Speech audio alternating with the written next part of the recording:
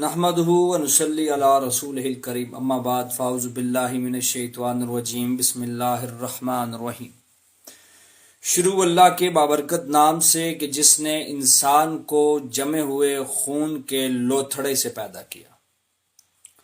بے شک انسان پر زمانے میں ایک ایسا وقت بھی آیا ہے کہ وہ کوئی قابل شے چیز نہ تھا،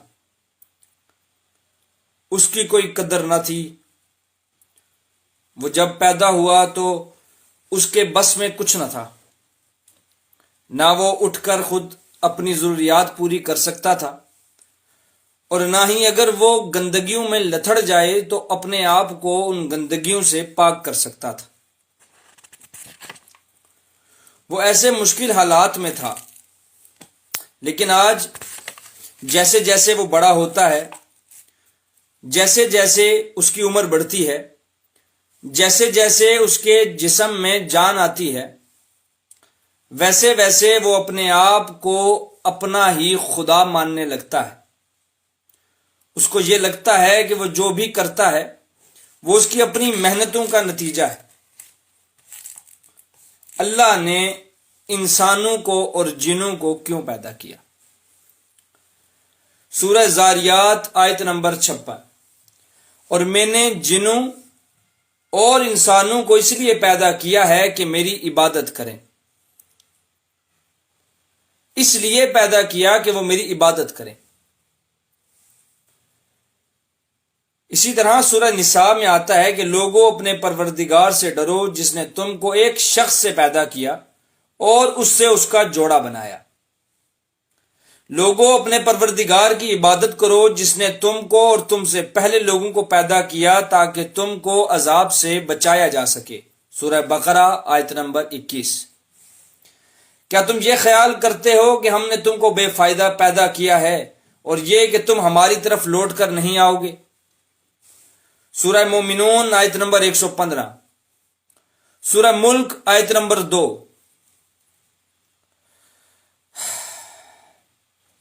ہم نے زندگی اور موت کو اس لیے پیدا کیا تاکہ ہم ان کی آزمائش کر سکیں، ہم ان کو آزما سکیں، ہم ان کو دیکھ سکیں کہ ان میں سے کون اچھے عمل کرتا ہے۔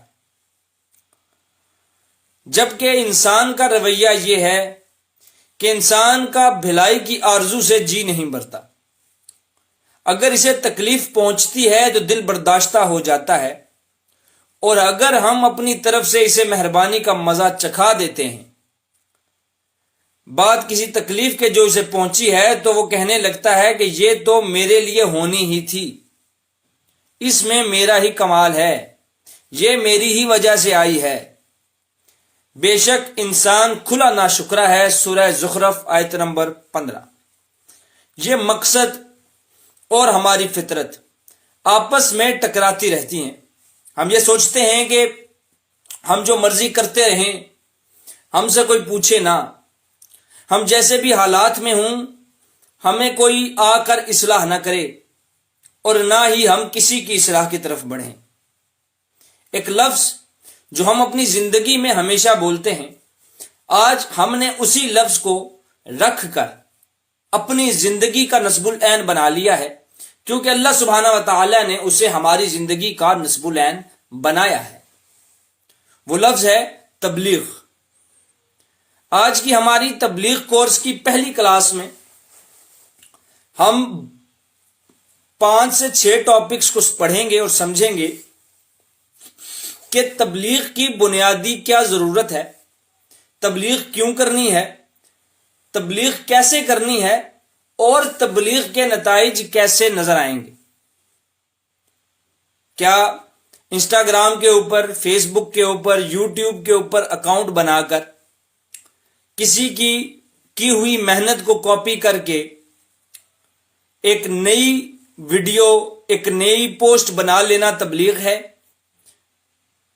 نو ڈاؤٹ یہ بھی ایک اچھا عمل ہے کہ جب آپ کسی کی بھی محنت کو بھی لگاتے ہیں، یہ بھی ایک اچھا عمل ہے، کیونکہ آپ کسی کی بات کو قرآن اور حدیث کی روشنی میں آگے پہنچا رہے۔ لیکن اس میں آپ کی اپنی کاوش اور اپنی محنت نہیں ہے، اس لیے ہو سکتا ہے کہ اس میں آپ کی توجہ بھی کم ہو اور آپ کا انٹرسٹ بھی کم ہو. تو سب سے پہلے آج ہم شروع کرتے ہیں کہ تبلیغ کس کو کہتے ہیں. تبلیغ ایک عربی لفظ بلغا سے آیا ہے جس کے معنی ہوتے ہیں پہنچانا. اس کے مزید بہت سے مترادف ہیں جیسے ابلاغ، تشہیر، اشتہار، انگلش میں اگر ہم بات کریں تو ایڈورٹیزمنٹ. یہ سب تبلیغ کی فارمز ہیں. تبلیغ کا لفظی معنی ہے پیغام کو ایک جگہ سے دوسری جگہ پہنچانا. یعنی کہ اگر کوئی بندہ مجھے یہ بتاتا ہے کہ سورج مشرق سے نکلتا ہے اور مغرب میں غروب ہوتا ہے، اور یہ بات سننے کے بعد، ایبزارب کرنے کے بعد، سمجھنے کے بعد جب یہ بات جا کر میں اپنے دوستوں کو بتاتا ہوں کہ دیکھو میرے بھائیوں، سورج مشرق سے نکلتا ہے اور مغرب میں غروب ہوتا ہے، تو یہ میں نے ایک پیغام کو ایک جگہ سے دوسری جگہ ٹرانسفر کیا. ایک بڑی مشہور حدیث ہے جو آپ نے اکثر سنی ہوگی کہ سرکار دو عالم صلی اللہ علیہ وآلہ وسلم فرمایا کرتے تھے کہ بلغوا عنی ولو آیا، کہ چاہے میری ایک آیت، ایک بات ہی کیوں نہ ہو، اسے آگے پہنچاؤ. بلغو کا لفظ استعمال ہوا، اس میں جو مین لفظ ہے وہ بلغ ہے، اور اس میں جو واو استعمال ہوا ہے وہ اس بلغ کو حکمی بنا دیتا ہے کہ پہنچاؤ. ویسے بلغ کا معنی ہو جائے گا پہنچانا، لیکن جب اس کے ساتھ واو کا اضافہ ہو گیا تو یہ بن گیا اسے پہنچاؤ. جیسے سورہ بقرہ کے اندر آتا ہے فسجدو، پس سجدہ کرو. اسی طرح ایک اور جگہ پر اللہ سبحانہ و تعالیٰ فرماتے ہیں فلا تدعوا من دون اللہ. اس میں جو لفظ ہے تدعو، اس میں جو واو ہے وہ بھی حکمی ہے کہ مت پکارو اللہ کے سوا کسی اور کو. اسی طرح سورہ حجرات کی جو پہلی آیت ہے یا ایھا الذین آمنوا لا تقدموا بین یدی اللہ والرسول، کہ اے ایمان والو اللہ اور اللہ کے رسول سے آگے نہ بڑھو، اس میں بھی وہ حکمی واو موجود ہے. اسی طرح بلغو کے اندر بھی جو واو ہے وہ حکمی واو ہے کہ پہنچاؤ بھلے ایک آیت، ایک بات ہی کیوں نہ ہو. یہ سرکار دو عالم صلی اللہ علیہ وآلہ وسلم کا ہمارے لیے حکم ہے کہ ہم نے یہ کام کرنا ہی کرنا ہے. اب سرکار دو عالم صلی اللہ علیہ وآلہ وسلم کے حکم کی پیروی کیوں کرنی ہے، تو یہ بات میں بارہا اپنی بہت سی ویڈیوز کے اندر اور بیانات کے اندر بتا چکا ہوں کہ سورہ حشر کی آیت نمبر 7 کے اندر آتا ہے کہ وَمَا آتَاكُمُ الرَّسُولُ فَخُذُوهُ وَمَا نَهَاكُمْ عَنْهُ فَانْتَهُوا، کہ جس چیز کا حکم سرکار دو عالم صلی اللہ علیہ وآلہ وسلم دیں وہ کرو، اور جس سے روکیں اس سے رک جاؤ. تو سرکار دو عالم صلی اللہ علیہ وآلہ وسلم نے ہمیں تبلیغ کرنے کا حکم دیا ہے، تاکید کی ہے. یہ ہے لفظ تبلیغ. اب تبلیغ اصطلاح میں کیا ہے کہ اللہ اور اللہ کے رسول کی بات کو لوگوں تک پہنچایا جائے. میں آپ لوگوں سے ایک سوال کرتا ہوں، اگر میں آپ کے سامنے بیٹھا ہوں اور میں زہر پینے لگا ہوں تو کیا آپ مجھے نہیں روکیں گے، یا آپ کہیں گے کہ اس کی اپنی بات ہے، وہ چاہے زہر پیے، وہ چاہے چوہے مار دوائی کھائے، اس کی مرضی ہے، اس کی زندگی ہے، جو مرضی کرے، یا آپ مجھے بچانے آئیں گے، آپ مجھے روکیں گے؟ یا پھر آپ کے سامنے ایک آدمی چھت سے چھلانگ مارنے لگا ہے اور وہ خودکشی کرنے لگا ہے، تو کیا آپ اسے کہیں گے بھائی اس کی مرضی ہے، وہ چاہے تو اسے ختم کر لے، یا اس کے پاس جا کر اس کی داد رسی کرنے کی کوشش کریں گے اور اسے بچانے کی کوشش کریں گے؟ آپ کا کیا رد عمل ہوگا؟ آپ کا یہی رد عمل ہوگا کہ آپ زہر پینے والے کو زہر پینے سے روکیں گے اور چھلانگ مارنے والے کو چھلانگ مارنے سے روکیں گے. کیوں؟ کیونکہ آپ نہیں چاہتے کہ آپ کے سامنے کسی انسان کو نقصان پہنچے. اسی طرح ایک اچھا مبلغ، ایک بہترین مبلغ، وہ کبھی بھی کسی کو غلط راستے پر چلتا ہوا نہیں دیکھ سکتا. تو وہ کیا کرے گا کہ وہ اس کو روکے گا، وہ اس کی اصلاح کرے گا، وہ اس کو قرآن اور حدیث کی بات بتائے گا، وہ اس کو اللہ اور اللہ کے رسول کے قریب کرے گا، نہ کہ دور کرے گا. وہ اس کی پیار سے محبت سے جیسے ہو سکے داد رسی کرے گا اور اللہ کا پیغام اس تک پہنچائے گا۔ ایک مبلغ کے دل میں پوری امت کا درد ہونا چاہیے، ایک مبلغ کے دل کے اندر پوری امت کے لیے درد ہونا چاہیے، کیونکہ سرکار دو عالم صلی اللہ علیہ وآلہ وسلم نے کیا خوب فرمایا ہے کہ تمام مسلمان ایک جسم کی مانند ہیں، اگر جسم کے کسی ایک حصے کو نقصان پہنچتا ہے یا درد پہنچتا ہے تو پورا جسم کانپ اٹھتا ہے، پورا جسم وہ درد محسوس کرتا ہے۔ تو ایک مبلغ جو ہے وہ پوری امت کا درد اپنے سینے میں لے کر پھرتا ہے۔ یہ ہے تبلیغ۔ تبلیغ کا مطلب یہ نہیں ہے کہ آپ انسٹاگرام کے اوپر پوسٹیں لگاتے رہیں، تبلیغ کا مطلب یہ نہیں ہے کہ آپ یوٹیوب کے اوپر چینل بنا کر اپنی باتیں کرتے رہیں۔ یہ صرف مینز ہیں آپ کی بات زیادہ سے زیادہ لوگوں تک پہنچانے کی۔ آپ کا اصلی امتحان تب شروع ہوتا ہے جب اصلی زندگی میں آپ کسی کو روکتے ہیں، اصلی زندگی میں حق بات کرتے ہیں، اصلی زندگی میں اللہ کا پیغام لوگوں تک پہنچاتے ہیں۔ یہ آپ کا اصل امتحان ہے، یہ آپ کی اصل زندگی ہے۔ فیس بک کے اوپر آپ کا، انسٹاگرام کے اوپر، یوٹیوب کے اوپر کوئی آپ کا کچھ نہیں بگاڑ سکتا، لیکن اصل زندگی میں لوگ آپ کے دشمن بن جاتے ہیں۔ یہ اصل میں امتحان ہے، یہ اصل میں تبلیغ ہے کہ جو بات قرآن میں حلال ہے ہم اسے پوری دنیا میں بتائیں گے کہ وہ حلال ہے۔ جس چیز کو اللہ سبحانہ و تعالی حرام کہہ دیں گے ہم اس کو حرام کہیں گے، چاہے دنیا ادھر کی ادھر اور ادھر کی ادھر ہو جائے، چاہے زمین کی جگہ آسمان ہو اور آسمان کی جگہ زمین آ جائے، ہم تب بھی قرآن کے حرام کو حرام جانیں گے، اور نہ صرف جانیں گے بلکہ لوگوں کو بھی بتائیں گے کہ یہ حرام عمل ہے، یہ نہیں کرنا، یہ نہ کرو، یہ تمہارے لیے نقصان دہ ہے۔ سرکار دو عالم صلی اللہ علیہ وآلہ وسلم فرماتے ہیں کہ تم لوگ ایک دہکتی ہوئی آگ کی جانب بھاگتے ہوئے جاتے ہو، میں تمہیں تمہارے دامن سے پکڑ کر پیچھے لاتا ہوں، تم پھر بھاگ کر اس آگ میں کودنے کے لیے لپکتے ہو۔ اسی طرح ہمارا رویہ بھی ایسا ہونا چاہیے کہ ہم لوگوں کو بتائیں کہ کیا غلط ہے اور کیا صحیح ہے۔ یہ ہوتی ہے تبلیغ۔ تبلیغ کیوں کی جائے؟ تبلیغ کرنا کیوں ضروری ہے؟ اللہ کی بات لوگوں تک پہنچانا کیوں ضروری ہے؟ ہم اسے قرآن کی روشنی میں اور پھر احادیث کی روشنی میں سمجھنے کی کوشش کرتے ہیں۔ چونکہ سوالات بہت زیادہ ہیں اور ان کو وہ جو ہمارے ٹاپک ہے وہ بہت لینتھی ہے، تو اس کو کوشش کرنا ہے کہ 1 گھنٹے کے اندر اندر اس کو کمپلیٹ کیا جائے۔ اور جو آپ لوگ سوال کر رہے ہیں وہ کرتے رہیں، انشاءاللہ آخری 15 منٹ کے اندر تمام سوالات کا جواب دیا جائے گا۔ اور کوشش کریں کہ کومنٹ میں سوال نہ کریں بلکہ وہ جو آپشن ہوتا ہے کوسچن کا وہاں کوسچن کریں، تاکہ اینڈ پر مجھے کوسچنز کے اندر جواب دینے میں آسانی ہو۔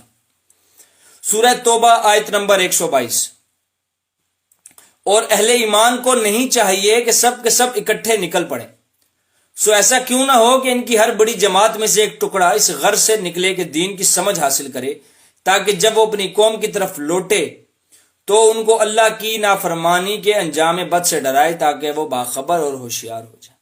تم میں کیوں نہ ہو کہ ایک ایسی جماعت ہو جو لوگوں کو نیکی کا حکم دے اور برائی سے روکے، جو لوگوں کو بتائے کہ کیا حق ہے اور کیا باطل ہے، حق اور باطل کو آپس میں خلط ملط نہ کرے، امت کو جوڑنے کے چکر میں خلط ملط نہ کریں حق اور باطل کو۔ یہ ایک مبلغ نہیں کر سکتا، یہ ایک دین فروش ملا تو کر سکتا ہے، لیکن یہ ایک مبلغ نہیں کر سکتا، یہ ایک دین کی تبلیغ کرنے والا نہیں کر سکتا۔ اسی طرح سورہ لقمان میں جناب لقمان اپنے بچوں کو تلقین اور تاکید کرتے ہوئے کہتے ہیں کہ اے میرے فرزند نماز قائم کرو اور اچھے کاموں کا حکم دینا اور برے کاموں سے منع کرنا، اور جو مصیبت تم پر آن پڑے ان پر صبر کرنا۔ اس لیے ضروری ہے کیونکہ قرآن بار بار اس کی تاکید کر رہا ہے، اس کا حکم دے رہا ہے۔ اللہ نے اپنے پیارے محبوب حضرت محمد صلی اللہ علیہ وآلہ وسلم کو فرمایا کہ اے کپڑے میں لپٹنے والے، اٹھو اور تیار ہو جاؤ، تاکہ مخلوق خدا کو اللہ کے حکم سے ڈراؤ اور اپنے پروردگار کی بڑائی بیان کرو۔ اللہ کا پیغام لوگوں تک پہنچاؤ، اللہ کا پیغام چاہے کیسے ہی حالات ہوں، حق بات کرو، اللہ کی بات کرو۔ تمہارا سونا ضروری نہیں ہے، تمہارا کھانا تمہارا پینا ضروری نہیں ہے، لیکن اللہ کی بات لوگوں تک پہنچنا ضروری ہے۔ یہ تمہاری، یہ میری، یہ ہر مسلمان کی جو لا الہ الا اللہ محمد رسول اللہ کا جاپ جپتا رہتا ہے، وہ اس کی ذمہ داری ہے۔ سورہ شعراء آیت نمبر 214، اور اے نبی اپنے قریبی قبیلہ والوں کو عذاب الہی سے ڈراتے رہو۔ سورہ آل عمران، اور چاہیے کہ تم میں ایک ایسی جماعت ہو جو لوگوں کو نیکی کی دعوت دیتی رہے اور اچھے کاموں کا حکم کرے اور برے کاموں سے روکے۔ یاد رکھو یہی لوگ فلاح پانے والے ہیں، یہی لوگ کامیاب ہیں۔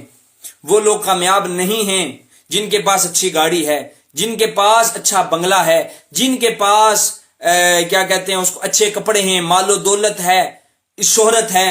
وہ لوگ کامیاب نہیں ہیں۔ میں نے جب اپنی کامیاب لوگ کون ہیں پر ویڈیو بنائی تو اس کے اندر میں نے بتایا تھا کہ ایسا کیوں ہے کہ لوگ بڑے بڑے بالی ووڈ کے، ہالی ووڈ کے سٹار بننے کے باوجود بھی سکون کی زندگی نہیں گزار رہے، تھراپیز کروا رہے ہیں، سائیکالوجسٹ کے پاس جا رہے ہیں، اپنے دماغ کا علاج کر رہے ہیں، سکون کی تلاش کر رہے ہیں، کیونکہ اللہ نے فرمایا کہ یہ فلاح نہیں ہے جو دنیاوی ہے، یہ تو عارضی ہے۔ یہ عارضی ہے، یہ ایسے ہے کہ آپ ایک بند کمرے میں بیٹھے ہیں اور باہر ایک طوفان بپا ہے اور کمرے کے اندر آواز نہیں آ رہی، اور آپ ایزی ہو کے بیٹھے ہیں اور آپ کہہ رہے ہیں بھائی جان باہر کچھ بھی نہیں ہوا ہوا، باہر کچھ بھی نہیں ہو رہا، باہر کچھ بھی نہیں ہوا ہوا۔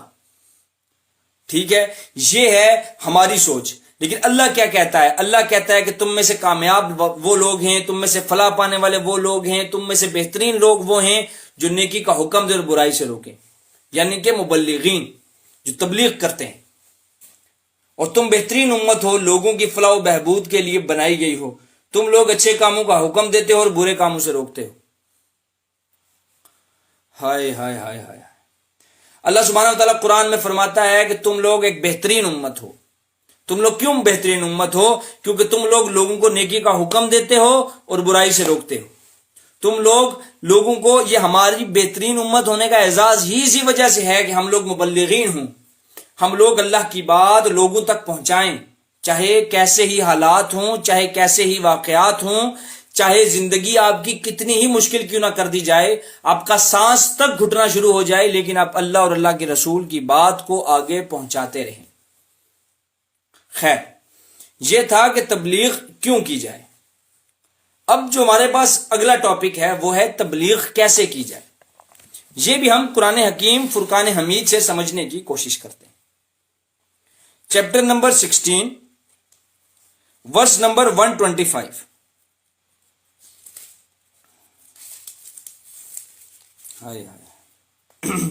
بسم اللہ الرحمن الرحیم۔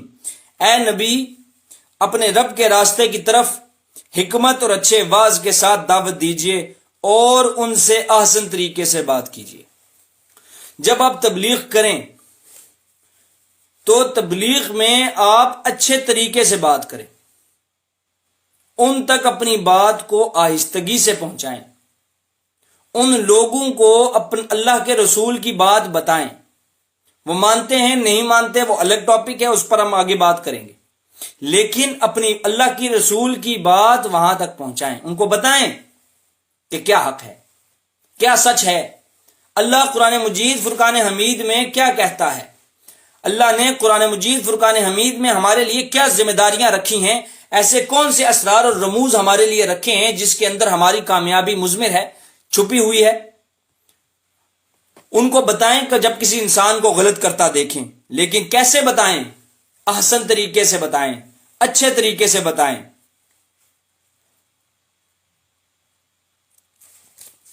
اسی طرح سورہ عنکبوت کی آیت نمبر 46 میں اللہ سبحانہ و تعالیٰ فرماتے ہیں کہ تم اہل کتاب سے آسن اندازی سے بحث کرو، یعنی ان کو تم بتاؤ، جب چیزیں اللہ کے رسول کی بات بتاؤ، اللہ کی بات بتاؤ، اور انہیں بتاؤ کہ عیسیٰ اللہ کے بیٹے نہیں ہیں تو اچھے طریقے سے بتاؤ، لیکن سوائے ان لوگوں کے جو ان میں ظالم ہیں۔ اب اللہ سبحانہ و تعالیٰ بھی جانتے تھے کہ بہت سی جگہوں پر، بہت سے ٹاپک، بہت سے انوائرمنٹ کے اندر انسان کے رویے بدل سکتے ہیں، تو اللہ نے فرمایا کہ سوائے ان لوگوں کے جو ان میں سے ظالم ہیں۔ تو جو جس طرح کا انسان ہو بعد میں ان کے ساتھ ویسے بہیو کرے. اگر وہ اپنے کفر پر اپنی جہالت پر ڈٹ جائیں تو آپ انہیں ان کے حال پر چھوڑ دیں اور آگے بڑھیں. اپنا پوٹینشیل اپنی انرجی کسی ایک شخص پر ضائع نہ کریں. آپ کی بات کے اندر آپ کی بات میں دم ہونا چاہیے, کیونکہ جب آپ بات قرآن سے کریں گے تو آپ کی بات میں دم ہوگا. جب آپ بات خود سے کریں گے تو آپ کی بات میں دم نہیں ہوگا. آپ کون ہیں کہ آپ کی نظریے کو مانا جائے؟ نظریہ قرآن کا مانا جائے گا, نظریہ سرکار کا مانا جائے گا. آپ کا نظریہ کیوں مانا جائے؟ تو آپ جب بھی تبلیغ کریں تو آپ یہ کوشش کریں کہ اگلے بندے کو قرآن اور حدیث کے ساتھ مدلل یعنی دلائل والی اور مفصل یعنی کہ تفصیل کے ساتھ سمجھائیں, تاکہ اس کو اس کی باریکیاں بھی سمجھ آئیں. اسے سمجھ آئے کہ سرکار دو عالم صلی اللہ علیہ وآلہ وسلم کا یہ حکم دینے کے اندر کیا حکمت مضمر تھی, تاکہ وہ بیان آپ کا اس کے دماغ کے اندر بیٹھ جائے. ذرا سوچئے کہ لوگ کافی تبلیغی جماعتوں کے ساتھ آرگنائزیشنز کے ساتھ جڑتے ہیں تو کیا ہوتا ہے کہ شروع میں وہ داڑیاں بھی رکھ لیتے ہیں, وہ نمازیں بھی پڑھتے ہیں, ان کے پائنچے ٹخنوں سے اوپر بھی ہو جاتے ہیں, وہ اللہ اور اللہ کے رسول کی بات بھی کرنا شروع کر دیتے ہیں. لیکن جیسے ہی اس ماحول سے باہر نکلتے ہیں, جیسے ہی اس ماحول کو چھوڑتے ہیں, اسی وقت ان کے اندر کا وہ مبلغ بھی مر جاتا ہے. اسی وقت ان کے اندر کی تبلیغ کرنے کی جستجو بھی ختم ہو جاتی ہے. اس کی وجہ کیا ہے؟ کہ اس کی وجہ یہ ہے کہ وہ مسالک کے لوگوں نے ان کو مبلغ نہیں بنایا, دین کا مبلغ نہیں بنایا, بلکہ مسالک کا مبلغ بنایا تھا. وہ مبلغ بنا تھا لیکن فضائل اعمال پڑھ کے, وہ مبلغ بنا تھا لیکن سنی بہشتی زیور پڑھ کے, وہ مبلغ بنا تھا لیکن احیاء العلوم پڑھ کے. اگر وہ قرآن پڑھ کے بنتا تو وہ اثر اس کی ساری زندگی تک اس کے اندر رہتا, وہ رنگ نہ چھوڑتا. اسی وجہ سے تبلیغ کرنے والے اکثر بہک جاتے ہیں, راستے سے ہٹ جاتے ہیں, اپنے مقصد کو بھول بیٹھتے ہیں. کبھی دولت کے چکر میں پڑ جاتے ہیں, کبھی عورت کے چکر میں پڑ جاتے ہیں. تو کبھی بھی اپنے راستے سے نہیں ہٹنا. کبھی شہرت کے چکر میں پڑ جاتے ہیں تو کبھی بھی اپنے راستے سے نہیں ہٹنا. اللہ اور اللہ کے رسول کی بات کو زیادہ سے زیادہ لوگوں تک پہنچانا ہی ہمارا مقصد, ہمارا شیوا ہے. ہم اس مقصد اور اس شیوا کو نہیں چھوڑ سکتے. اب بات کرتے ہیں, ہم نے یہ سمجھ لیا کہ ہمارا مقصد کیا ہے, ہم نے یہ سمجھ لیا کہ تبلیغ کیا ہوتی ہے, ہم نے یہ سمجھ لیا کہ تبلیغ کیوں کی جاتی ہے اور تبلیغ کیسے کی جائے. اب ہم بات کرتے ہیں ذرا اخلاقیات کے اوپر. ہمارے بہت سے لوگ جب تبلیغ کرتے ہیں تو وہ میمز بناتے ہیں. ہمارے بہت سے لوگ جب تبلیغ کرتے ہیں تو وہ ٹاؤنٹنگ قسم کی پوسٹ بنا کے شیئر کرتے ہیں. ہمارے لوگ جب تبلیغ کا کام کرتے ہیں انسٹاگرام کے اوپر, فیس بک کے اوپر, یوٹیوب کے اوپر, تو وہ ایسی پوسٹ بناتے ہیں جس سے اگلے بندے کی دل آزاری ہوتی ہے. اگلا بندہ بات سننے کی بجائے اپنی ہی گمراہی پہ ڈٹ جاتا ہے. یا تو یوں ہو نا کہ آپ ان کو سمجھا رہے ہوں, آپ کی ان سے بات ہو رہی ہو, تو الزامی جواب میں آپ کو اس طرح کی بات کر دیں تاکہ اسے وہ بات سمجھ آئے. لیکن آپ ان کا مذاق اڑانے کے لیے ان کو مزید پکا کر دیتے ہیں. ان کو لگتا ہے کہ ہم حق پر ہیں, اسی لیے لوگ ہم پر ہنستے ہیں. اسی لیے جب بھی ہم کسی بندے کی بات کرنے جاتے ہیں نا تو وہ ہمیں سورہ بقرہ کی وہ والی آیت پیش کرتے ہیں کہ یہ لوگ جب اپنے لوگوں میں جاتے ہیں, یہ لوگ جب اپنے لوگوں میں جاتے ہیں تو یہ ہنستے ہیں, کہتے ہیں کیسے بے وقوف لوگ ہیں جو ایمان لے آئے. تو یہ لوگ ہمیں یعنی کہ مبلغین کو جو تبلیغ کر رہے ہیں, جو دعوت کا کام کر رہے ہیں, جو دن رات دعوت پر صرف کر رہے ہیں, ان کو منافقین کے ساتھ جوڑ دیتے ہیں. صرف اس وجہ سے کہ ہمارے لوگوں کی غلطی کی وجہ سے یہ کام ہوتا ہے کہ لوگ میمز بناتے ہیں, لوگ فنی پوسٹ بناتے ہیں. میں 1000 بار بتا چکا ہوں کہ ایک پوسٹ بنا کر ایک دفعہ کسی دوست ہمارے نے شیئر کر کے ہمیں ان باکس کی, اور اس میں انہوں نے لکھا کہ چرچ کی گٹھلی منہ میں رکھ لی, بن گیا اللہ کا ولی. ٹھیک ہے, اب اس طرح کی پوسٹ سے آپ کون سی تبلیغ کر رہے ہیں مجھے بتائیں. یہ کون سا تبلیغ کا طریقہ ہے؟ کون سے بڑے مبلغ نے اس طرح کے طریقوں کو آزمایا ہے؟ کون سے بڑے بڑے مبلغین اس طریقہ کار کو پسند کرتے تھے؟ طریقہ تو وہی ہے جو اللہ کے رسول رکھتے ہیں. طریقہ تو وہی ہے جو صحابہ کرام رضوان اللہ اجمعین کرتے تھے، طریقہ تو وہی ہے جو ہمارے اسلاف کرتے آئے ہیں۔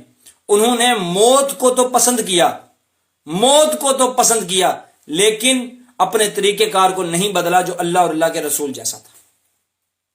اللہ اور اللہ کے رسول کی بات کرنی ہے تاکہ ہماری بات لوگوں کے دل پہ اثر کرے، لوگ ہماری بات کو مذاق میں نہ ٹالیں، ہماری بات ان کے دل پر اثر کرے۔ تو ہم بات کر رہے تھے اخلاقیات کی۔ اسی اخلاقیات کے اندر ہمارے کچھ احباب جان بوجھ کر دانستہ یا غیر دانستہ، ایک بات یاد رکھیے گا، کبھی بھی کوئی مرد کسی عورت کو پرسنل ڈی ایم کے اندر تبلیغ نہیں کر سکتا۔ اگر کوئی سوال پوچھتی بھی ہیں فیمیل تو آپ ان کو کسی ویڈیو کا لنک دے دیں، بڑے بڑے جو اسکالرز ہیں ان کا لنک دے دیں، آپ ان کی تبلیغ نہ کریں، آپ ان کو میسج نہ کریں۔ اور خاص وہ لوگ جو لڑکیوں کی سٹوریز کے نیچے جا کر چھچورے کومنٹس پاس کرتے ہیں وہ نہ کریں۔ یہ آپ کے امیج کو ہی نہیں بلکہ ہمارے امیج کو، بلکہ مبلغین کی جو پوری جماعت ہے اس کو ہرٹ کرتی ہے، ہماری دعوت کے کام کو ہرٹ کرتی ہے۔ لوگ یہ سمجھیں گے کہ جتنے بھی لوگ دعوت کا کام کر رہے ہیں وہ اسی نان سیریس ایٹیٹیوڈ کے ساتھ کر رہے ہیں تاکہ وہ لڑکیوں سے بات کر سکیں، نعوذ باللہ من ذالک۔ تو کبھی بھی ایسی حرکت نہ کریں کہ آپ کی وجہ سے تمام مبلغین کے ساتھ ایسا معاملہ پیش آئے۔ مرد اپنی حدود میں رہیں، عورتیں اپنی حدود میں رہیں۔ اگر کوئی عورت آپ سے سوال کرتی ہے، کوئی فیمیل آپ سے سوال کرتی ہے تو دو ٹوک جواب دیں، آگے چلیں۔ آپ ان کے ساتھ گپ شپ نہ لگائیں، آپ ان کے ساتھ لمبی لمبی نہ ہانکیں بیٹھ کے۔ اور یہ میں فیمیلز کو بھی کہتا ہوں کہ آپ اگر کوئی کسی بندے سے سوال کرتی ہیں اور وہ آگے سے ایسا کوئی جواب دے تو اس کو اسی جگہ بلاک کر دیں، اس کے ساتھ مزید بحث میں پھنسنے کی ضرورت نہیں ہے، کیونکہ وہ آپ کی تبلیغ کے کام کو بھی نقصان پہنچا رہا ہے۔ تو وہ پوری کی پوری جو مبلغین کی جماعت جو دن رات محنت کر رہی ہے، ریسرچ کر رہی ہے، یوٹیوب پہ ویڈیوز بنا رہے ہیں، لڑکے کام کرتے رہتے ہیں، ریسرچ کرتے رہتے ہیں، ان کی ساری محنت پر آپ کی 2 منٹ کی شرارت نے پانی پھیر دینا ہے۔ تو خدارہ اگر آپ دین کے کام کے لیے سیریس نہیں ہیں تو مت کریں، لیکن جو کر رہے ہیں ان کے نام کو خراب نہ کریں۔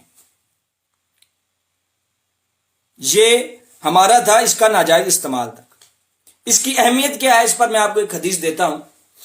صحیح بخاری میں حدیث نمبر 2942، 2942 نمبر۔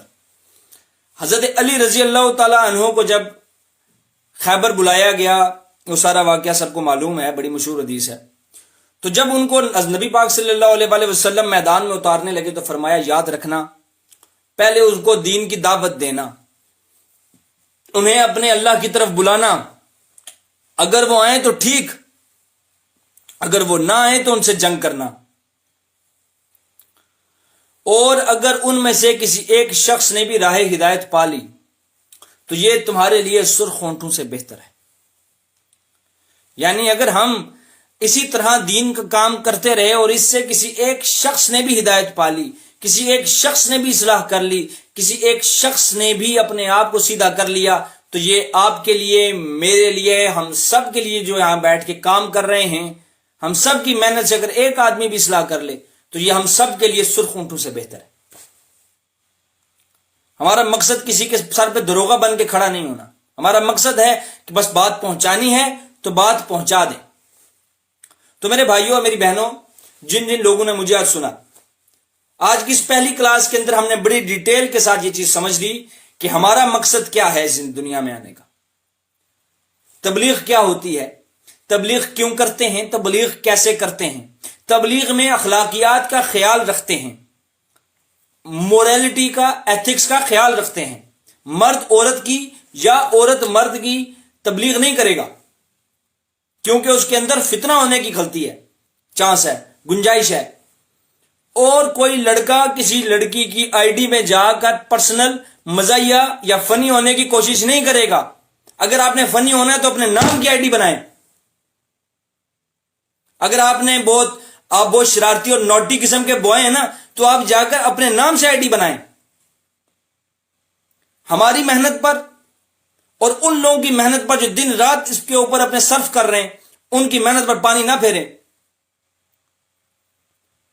بہت سے ایسے لوگ ہیں جن کے میں بھی نام بھی نہیں لے سکتا، وہ اتنی محنت کر رہے ہیں جس کا حساب نہیں ہے، اور صرف آپ کی وجہ سے یہ ایک امیج بن جائے گا کہ بھائی جان یہ لوگ صرف لڑکیوں کے پیچھے آئے ہیں. نعوذ باللہ من ذالک. تو خدا رہا یہ میرے ہاتھ جڑے ہوئے ہیں، اگر آپ نے اس طرح کے کام کرنا تو تبلیغ سے سائڈ پہ ہو جائے. دعوت کے کام سے آپ کا کوئی لینا دینا نہیں ہونا چاہیے. دین کا استعمال اپنی ذاتی خواہشات کے لیے نہ کریں. تو آج کی اس کلاس کا ہم یہاں پر اختتام کرتے ہیں، اور میں امید کرتا ہوں کہ میں نے جو باتیں کی ان باتوں سے آپ کی کچھ اصلاح ہوئی ہوگی، اور اس کلاس سے آپ نے بہت کچھ سیکھا ہوگا.